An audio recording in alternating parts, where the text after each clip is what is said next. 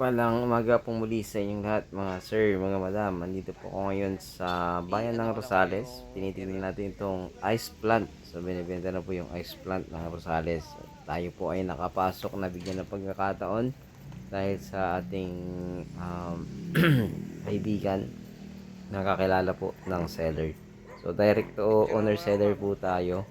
At ito po ay may sukat na 3 hectares. Eksaktong 3 hectares. Napakaluwang pa po doon. Maluwang tong area tapos yung frontage niya maluwang din po. So pinaliparan ko na lang ng drone para po makita sa taas at kunting video lang po dito sa loob para po makita ninyo. So 3 hectares, syempre nakapangalan to parang company ganun. So pero ang chairman naman nito ay yung seller po natin, family din nila. So madali lang po kasi buhay pa naman po sila. So yung area may mga tanim-tanim na mahogany, may mangga, so may mga akasya, at may truck siyang apat ata kung di magkamali, pwede rin namang idagdag depende sa mapag-uusapan. So yung ice plant ay operated po yan. So ang ang ano po niyan ay nakakagawa ng 700 pieces daily.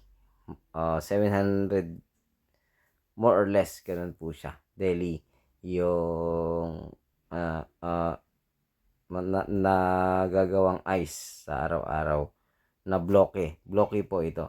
So yung ano naman yung kita niya sa isang buwan ay medyo depende daw po. Minsan pag ganitong summer nasa 70,000, 60 to 70,000 daily yung income at ice plant. Pero pag mga tag-ulan, 40k up yung ano kinikita niya daily. So meron po itong gasolinahan at ito rin po ay kasali dun sa 3 hectares. Ito po yung sukat ay ito po yung ice plant kung makikita niyo po. Ayan. So medyo mahaba po yung frontage nito at siguro nasa 100 plus yung frontage nito. Kasama po yung gasolinahan. Ayan, yung gasolinahan dyan, ayan, nakikita po dyan sa part na yan. Yan po yung gasolinahan. Yan po yung boundary niya dyan sa gasolinahan. Tapos sa likod. So maganda kasi nito ay halos katabi niya yung ano ba tawag doon? Yung creek na malaki.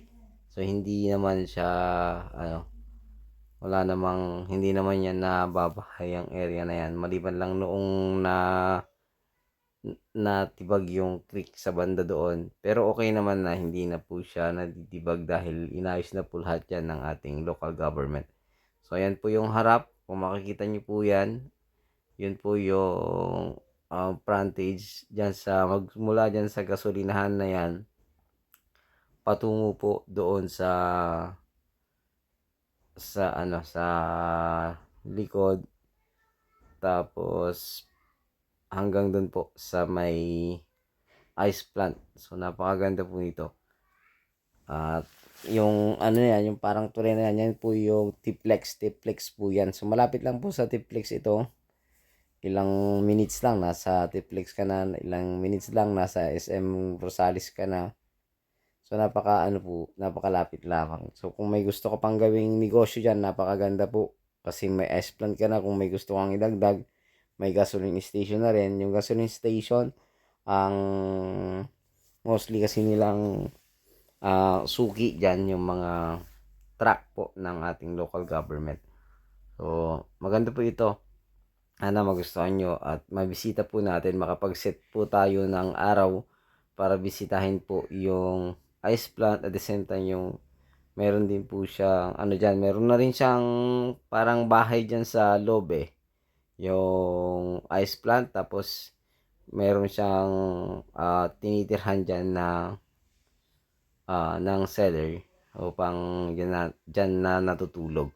So mayroon din siyang mga garahe sa loob, maluwang, at napakaganda po nito. na investment dun sa mga malalaki po ang pera dahil may ice plant, may income buwan-buwan at hindi po siya natitigil kasi ito lang po yung ice plant dito sa part na ito ng Pangasinan. Dito sa Rosales, tapos sa mga karatig bayan, ito lang po yung ice plant dito. So kung mai-improve nyo to, baka mas marami pa po kayong magagawa sa araw-araw para masuplayan yung iba pa pong bayan. So sana magustuhan nyo po ito dito sa bayan ng Rosales. So titled para company yung nakapangalan, pero ang mga pipirma ay yung mismong mga seller po natin.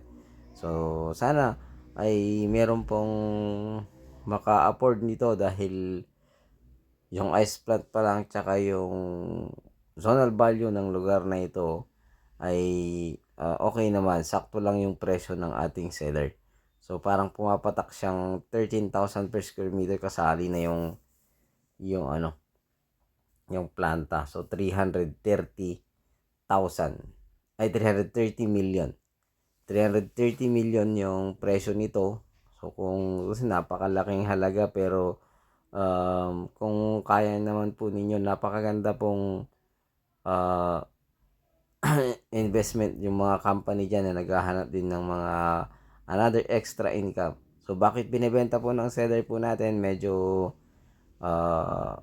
senior na rin po yung seller natin. Siguro hindi po linya ng kanyang mga anak o apo, kaya binibenta na po ito at magpuput up ulit ng mas kaya niya ng hawakan na mas madali para sa edad niyang business or something na gusto niyang ipasok yung pera po na pagbebentahan po rito.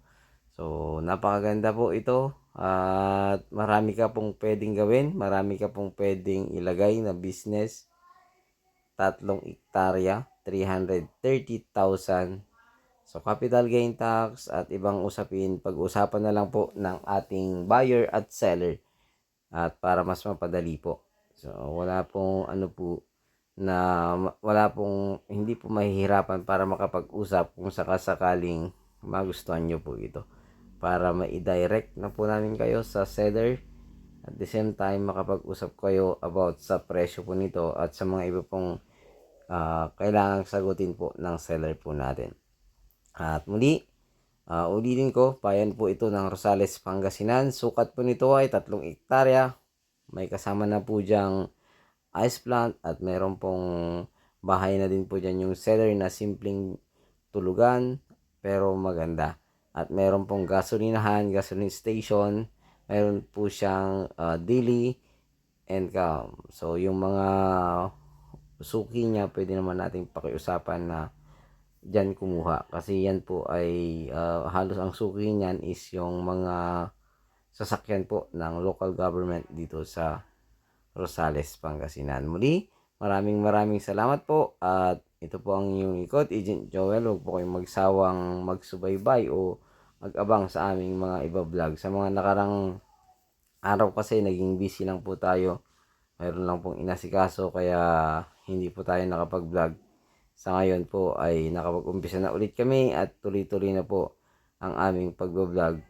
At sana makabenta po ulit kami at mayroong pong magkagusto sa ganitong mga property para naman malaki-laki rin po yung commission dito sa property na ito kung sakasakali. At sana mayroon pong magkagusto dyan mga sir, mga madam na viewers po natin or mayroong mapadaan po dyan. Pakishare naman po para makita po ng mga group of companies na naghahanap ng mga investment po nila. So ayun, muli maraming salamat po. Diyos pong balang magpala po sa inyong lahat at huwag po kayong magsawang mag-abang sa aming mga vlog. Maraming salamat po. God bless you all.